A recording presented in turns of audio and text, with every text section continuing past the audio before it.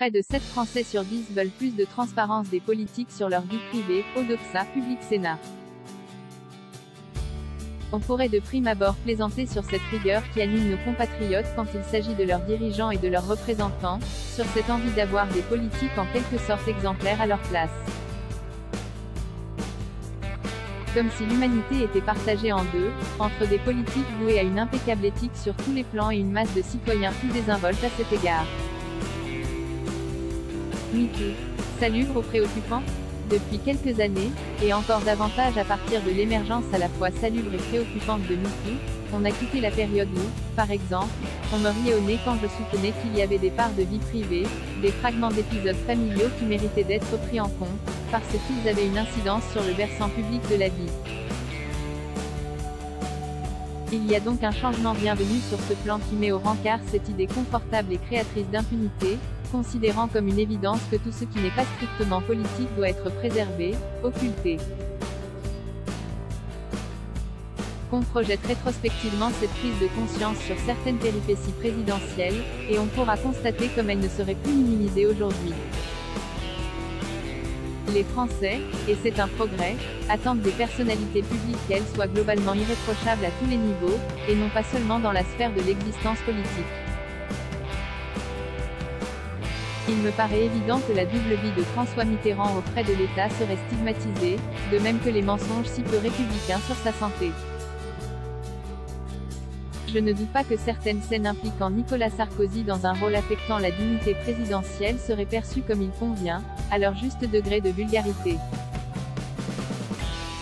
De la même manière, je suis persuadé que le comportement de François Hollande sur le plan amoureux, avec une maîtresse à l'Élysée et une pantalonnade rue du Cirque, aurait des effets plus négatifs dans le climat actuel.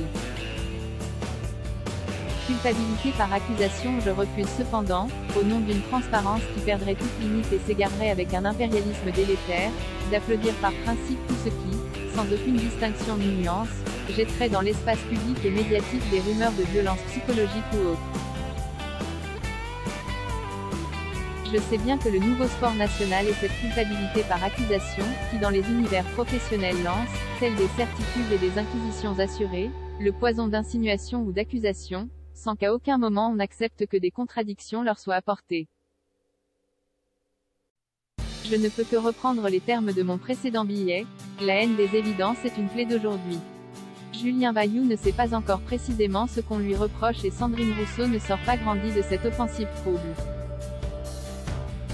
Je persiste à dire, au risque d'apparaître imparfait aux yeux de ceux qui osent s'afficher irréprochables, qu'une gifle, même dans un climat de crise, de forte tension conjugale, est inadmissible mais que c'est tout mélangé en affirmant que d'une part c'est comparable à des violences quotidiennes systématiques et que d'autre part une gifle en engendrerait forcément d'autres. Ce qui est absurde. Il serait médiocre de ne pas reconnaître les avancées effectives pour les relations humaines de ces bouleversements et de ce féminisme rattrapant des années de silence et de soumission, mais il est clair que nous irions vers le pire, vers des procès expéditifs et des débats simplistes et unilatéraux, si le caractère irremplaçable de la nuance n'était pas sauvegardé. Un monde sans elle, sans ce suspens contre les justiciers au petit pied et pour les scrupuleux honnêtes et équitables, deviendrait étouffant. Alors les politiques à ciel ouvert ? Oui, mais pas pour n'importe quoi et pas n'importe comment. Sinon, le remède deviendrait plus traumatisant que le mal. À lire aussi. Du même auteur vous aussi, devenez avocat général. Abonner la gauche la plus bête du monde ? Abonner ELV n'est plus un parti politique, c'est presque une religion.